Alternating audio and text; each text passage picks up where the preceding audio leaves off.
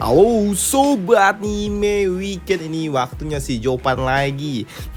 Di part kali ini udah mulai perang nih coy, mulai perang.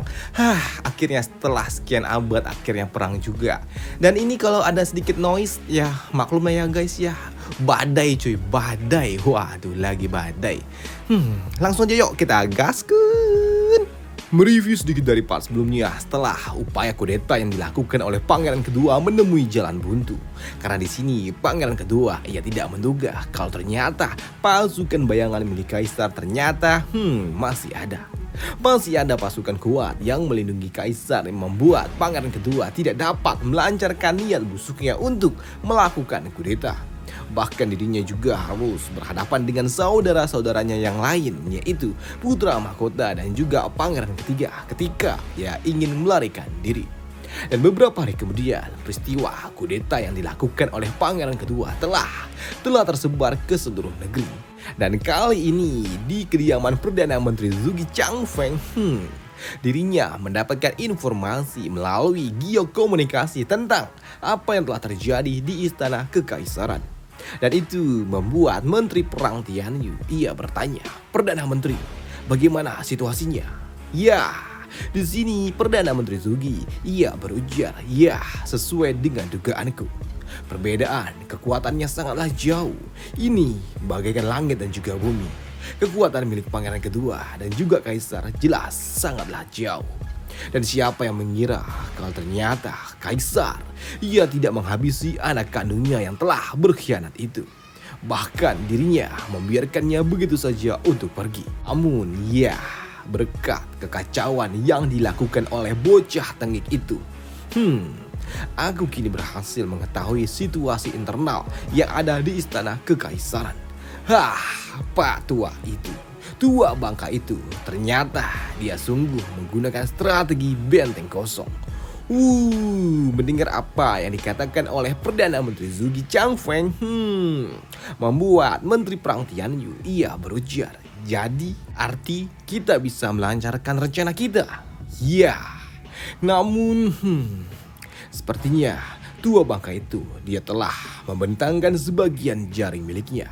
Dan ya, untuk saat ini kita hanya harus duduk diam di istana dan tunggu sampai peluang kita muncul. Tapi tua bangka itu sepertinya ia tidak pernah bermimpi kalau putra kesayangannya lah yang akan merusak strategi benteng kosong miliknya itu. Dengan peluang emas yang seperti ini, jika kita ragu untuk bertindak, bukankah itu artinya kita hanya akan membuang-buang hadiah dari langit? Maka dari itu, Menteri Perang, saat ini kita bisa mengirimkan orang-orang kita untuk segera bergerak. Dan dalam waktu 1 minggu, kita bisa menguasai ibu kota kekaisaran ini. Ujar Perdana Menteri Zhuge. "Baik, sebagai pelayan Anda, saya siap melaksanakan perintah Anda," sambut Menteri Perang Tianyu. Ya, hari di mana dinasti ini akan segera berakhir, akan segera tiba. Sedangkan di sisi lain, di camp milik Marshal Dugu, ia mendapatkan dekret dari Kaisar tentang perintah apa yang harus ia lakukan, di mana dekret itu berisi tentang perintah Marshal. Dengan dekret dari Kaisar, kau dipercaya untuk memimpin pasukan yang ada di perbatasan untuk memenuhi kewajiban menjaga area perbatasan. Dan kau tidak diizinkan untuk kembali sampai perintah yang selanjutnya. Ya, mendengarkan dekret itu membuat Marshal Dugu ia hanya dapat menyambutnya. "Terima kasih atas kemuliaan Anda Kaisar," sambut Marshal Dugu setelah ia mendengarkan dekret Kaisar. Namun di sini Marshal ia juga bertanya kepada pembawa pesan, "Hei, apakah Yang Mulia saat ini baik-baik saja?" tanya dari Marshal. "Ya, tenang saja Marshal. Semuanya saat ini di ibu kota kekaisaran telah aman dan juga terkendali. Pemberontakan yang dilakukan oleh Pangeran Kedua telah diselesaikan dengan cepat," sambut pembawa pesan itu. Ya, Tapi ini tetap saja mengekspos semua kekuatan yang saat ini melindungi kaisar. Dan itu membuatku khawatir, sambut dari Marshall. Dan hal itu pun dibenarkan oleh pembawa pesan itu, di mana dia juga berujar, ya, sejujurnya situasi yang ada dengan para penjaga kaisar memang tidaklah optimis. Tapi Anda telah mendapatkan dekret dari kaisar untuk tidak boleh sama sekali kembali, dan Anda harus berfokus dengan perbatasan, ujar pria pembawa pesan itu. Ya, itu sangat disayangkan. Yang mulia, dia harus mempertaruhkan segalanya, sambut dari Marshall Dugu. Di sini Marshall ia juga berujar, untuk membawa kedamaian langit, bahkan kaisar, dia harus mengabaikan keselamatannya. Sedangkan di dalam hati, ya, aku harus bergerak perlahan-lahan untuk berjaga-jaga jika terjadi sesuatu di ibu kota kekaisaran. Dan jika hal buruk terjadi, aku masih dapat kembali tepat waktu untuk dapat menyelamatkan dirinya, pikir dari Marshall Dugu. Sedangkan di sisi lain, di ngarai peperangan saat ini telah ada dua kubu yang saling berhadapan satu sama lain. Di mana di sudut biru terdapat aliansi milik Zaufan dengan kekuatan tempurnya, dan di sudut merah ada gerbang kaisar dengan seluruh aliansinya. Walaupun kini dua kubu itu yang saling berlawanan telah berkumpul dan bertemu di satu tempat yang sama, namun tidak ada pergerakan. Dan itu membuat Nenek Chu Biju ia bertanya kepada pimpinan mereka, yaitu Zaufan. Plan Zau, kita telah ada di dalam situasi kebuntuan ini selama 10 hari. Maka dari itu, kapan kita akan mulai bertindak? Tanya Nenek Chu. Sedangkan untuk pimpinan mereka, yaitu Zaufan, si iblis gila ini, dia pun santai aja. Bahkan ia berujar, tenang, tidak perlu terburu-buru, ini belum waktunya. Tunggulah beberapa waktu lagi, sambut dari Zaufan sembari duduk santai di singgasananya. Namun melihat Zaufan yang chill dari depan musuh yang telah ada di hadapan mereka, membuat tetua pirang ini doi kesel. Zaufan, menunggu apa lagi kita? Jika kita terus menunggu lebih lama lagi, kita semua hanya akan menjadi kering kerontang.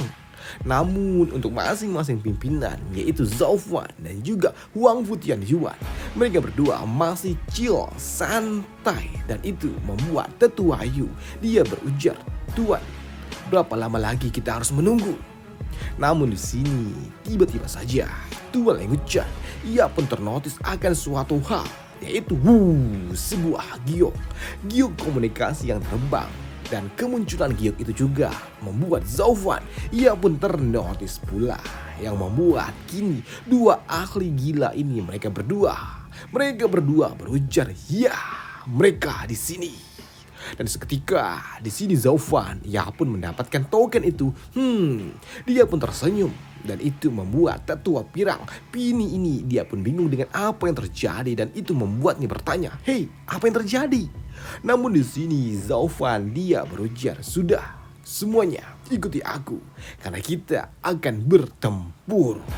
Maka dari itu kini rombongan pasukan milik keluarga Luo pun mulai bersiap untuk berperang yang dipimpin langsung oleh Zaufan.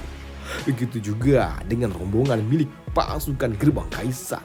Mereka bersiap pula menyambut pasukan milik keluarga Luo. Akhirnya waktunya telah tiba, dan sekarang aku bisa membantai kalian semua sepuasnya. Ujar Huang Futian Yuan, di mana dirinya juga berujar, Zaufan, sekarang adalah saatnya bagi kau untuk membayar hutangmu itu untuk nyawa putra-putraku. Mendengar hal itu, di sini Zaufan ia berujar, ya, itu semua tergantung apakah kau bisa melakukannya. Sambut dari Zaufan. Namun untuk Tuan Leng Wuchan ia berujar, Tuan, kenapa kau hiraukan kata-katanya? Menurutku saat ini ayo kita mulai saja. Ayo kita mulai. Kita selesaikan dendam ini secepatnya. Karena pemenang di dalam perang kali ini secara alami mereka memiliki hak untuk terus bersaing untuk supremasi. Dan yang kalah mereka hanya akan menjadi batu pijakan bagi pemenangnya. Dalam perang inilah tidak ada kebencian, tidak ada penyesalan. Ya. Kau benar, tidak ada kebencian dan tidak ada penyesalan. Aku tidak menyangka Tuan Leng Wuchen, kau begitu murah hati. Maka dari itu, ya, tidak ada lagi yang perlu dibicarakan, ya kan? Dan setelah peperangan ini usai, tidak peduli siapa yang menaruh dendam. Intinya adalah yang kuat pemenangnya lah yang akan bertahan di dunia ini. Ya, kau benar Zhao Fan. Dengan dendam di dunia ini, itu hanyalah sebuah perjuangan untuk mendapatkan kekuatan. Dan mereka lah yang ada di puncak, tidaklah peduli dengan apapun itu. Baik itu kebaikan ataupun dendam. Zhao Fan, Kau adalah pahlawan untuk dirimu sendiri. Dan hari ini, Tuan ini, aku, Huang Fu Tianyuan, menantangmu untuk bertarung. Ini sungguh adalah sebuah kehormatan untuk dirimu. Ujar Huang Fu Tianyuan yang membuat Zhao Fan tertawa. Ya. Tuan Huang Fu Tianyuan, sekarang apa yang sebaiknya kita lakukan? Ya, yang kita harus lakukan adalah serang. Ya, kini dua pasukan dari dua kubu yang berbeda mulai bergerak memasuki ngarai yang ada di bawah sana untuk saling bertemu satu sama lain. Bertarung mati-matian, saling membunuh demi kepentingan dua kelompok gila ini. Namun dari pertarungan para kroco-kroco itulah tidaklah penting dan tidaklah menarik, karena pertarungan yang sesungguhnya dibuka dengan pertarungan antar para master, yaitu Huang Fu Fengli yang akan bertarung melawan Li Jintian, di mana Tuan Li ia berujar, "Hei, pertemuan kita yang sebelumnya di ibu kota kekaisaran itu tidak dapat disimpulkan siapa pemenangnya. Maka dari itu, hei, apakah kau berani untuk melawanku lagi?" Tantang Tuan Li kepada Huang Fu Fengli yang merupakan master terkuat milik gerbang kaisar. Maka dari itu, ketika kedua master kuat milik keluarga Luo dan juga gerbang kaisar mulai melepaskan aura bertarungnya, memberikan efek menggetarkan, mengempaskan mereka para kroco-kroco yang sedang bertarung di bawah sana. Karena memang aura yang dilepaskan mereka sungguh sangat kuat. Aura yang dilepaskan oleh Huang Fu Fengli dengan kekuatan tubuh tiraninya dan juga Li Jintian dengan aura iblisnya sama-sama mengerikan. Bahkan ketika mereka berdua beradu kekuatan menggetarkan area pertarungan. Dan itu membuat Huang Fu Tianyuan yang melihatnya, dia berujar, "Ya, ini sungguh sangat disayangkan. Dan sekarang aku mengerti kenapa Li Jintian ia memilih bergabung dengan keluarga Luo. Siapa yang sangka kalau keluarga Luo mereka memiliki teknik seni bela diri yang sungguh sangat hebat. Hanya sekarang saja melihat Li Jintian, dia dapat melawan seimbang tetua agung milik kami. Aku sungguh dapat mengapresiasi teknik seni bela diri milik keluarga Luo." Dan sembari melihat jual beli pukulan itu, Huang Fu Tianyuan ia berujar, "Jika saja Li Jintian ia tetap bersama kami, bergantung dengan teknik tubuh tirani yang kami miliki, yang telah kami berikan, jelas dia tidak akan dapat bertahan, karena kami jelas tidak akan memberikan teknik yang sempurna. Bahkan mau ia berlatih sampai 1000 tahun sekalipun, jelas dia tidak akan dapat menandingi Huang Fu Fengli. Namun sekarang lihat, dia dapat mengimbanginya hanya dalam beberapa tahun saja." Ya, mendengar hal itu, di sini Tuan Leng Wuchen ia berujar, Tuan Li, dia tidaklah bodoh. Melihat bagaimana dirinya patuh dan juga takluk dengan Zhao Fan, jelas dirinya pasti telah mendapatkan keuntungan yang sangat luar biasa hingga dia dapat takluk di tangan Zhao Fan. Dan jika dilihat lagi, jelas bergabungnya dirinya bersama Zhao Fan sungguh memberikan keuntungan yang sangat luar biasa bagi dirinya. Ya, hal itu pun dibenarkan oleh Huang Fu Tianyuan, di mana ia berujar, "Zhao Fan, ya, dia adalah orang terhebat di antara orang-orang hebat. Pengabaianku dan juga ketidakpedulianku terhadap dirinya 7 tahun silam adalah sebuah kesalahan terbesar di dalam hidupku. Dan seharusnya aku menghabisinya waktu itu. Dengan begitu jelas itu dapat menghindariku dari masalah hari ini, ujar Huang Fu Tianyuan yang memandang tinggi Zhao Fan. Sedangkan untuk Zhao Fan sendiri, doi memberikan gestur ejekan kepada Huang Fu Tianyuan. Cih, lihat hal itu, melihat provokasi itu membuat Huang Fu Tianyuan dia berujar, Zhao Fan, jangan sombong dulu kau. Kau belum melihat teknik tubuh berlian 9 nagaku. Ya, di sini Huang Fu Fengli ia pun dihantam dengan sangat keras dengan tinju milik Li Jintian. Begitu juga dengan Li Jintian. Doi dihantam dengan keras oleh pukulan lawannya yang membuat kini kedua monster gila itu saling jual beli pukulan dengan sangat amat intens. Ya, melihat pertarungan mereka berdua dengan kekuatan fisik yang dapat dikatakan seimbang, membuat Li Jintian ia berujar, Huang Fu Fengli, kekuatanmu itu telah melemah rupanya. Dan selama 2 tahun ini, pukulanmu sangatlah lemah. Apakah kau semakin tua? Bacot! Tutup mulutmu, aku hanya bersikap lunak kepadamu saja. Sepertinya aku harus menunjukkan kemampuanku yang sesungguhnya kepada kau, sambut Huang Fu Fengli. Di mana dirinya juga sadar kalau ia telah mengeluarkan semua kemampuannya tapi masih belum dapat menang. Cih, aku telah mengeluarkan semua kemampuanku. Apakah aku harus bertarung sampai mati untuk dapat melawannya? Pikir Huang Fu Fengli. Sedangkan untuk Tuan Li, dia berujar di dalam hati, Cih, Huang Fu Fengli, hari ini apapun yang terjadi, aku sendirilah yang harus mengalahkan dirimu.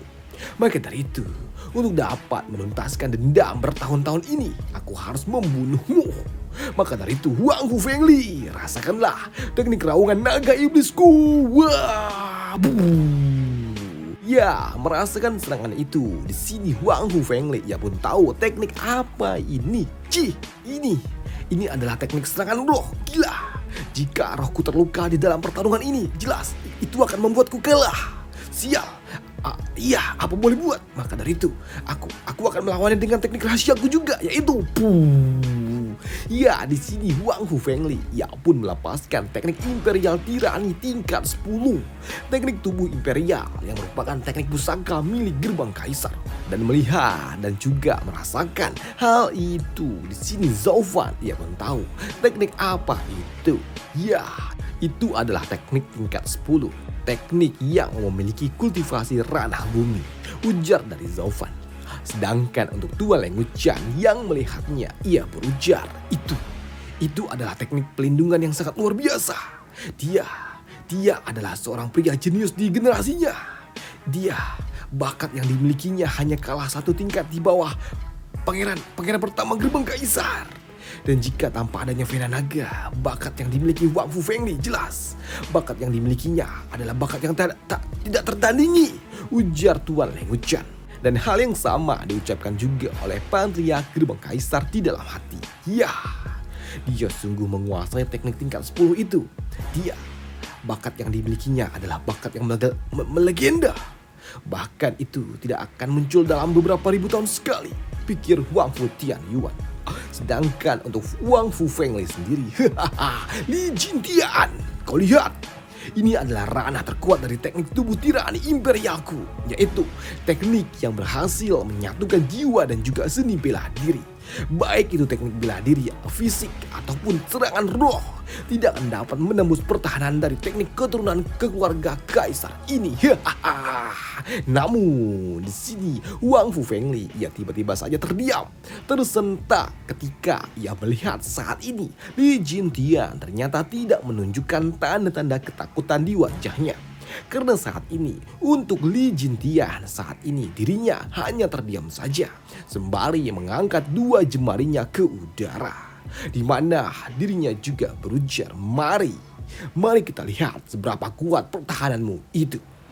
Dan benar saja, kini tiba-tiba saja di atas dari Huang Fu Fengli muncul sebuah cahaya putih yang bergemuruh yang membuat kakek Eci yang melihatnya ia berujar, Plan Zhao, apa itu? Ya, di mana Zhao Fan ia berujar, itu adalah teknik kombinasi. Hei, apa? Mendengar hal itu jelas membuat mereka bingung. Apa? Teknik kombinasi? Bagaimana mungkin dia melakukan teknik kombinasi seorang diri? Bagaimana bisa dia melakukan teknik kombinasi? Tanya mereka berdua. Ya, mungkin bagi orang lain tidak mungkin mereka dapat menggunakan teknik kombinasi jika seorang diri. Tapi untuk Tuan Lee, dia dapat melakukannya.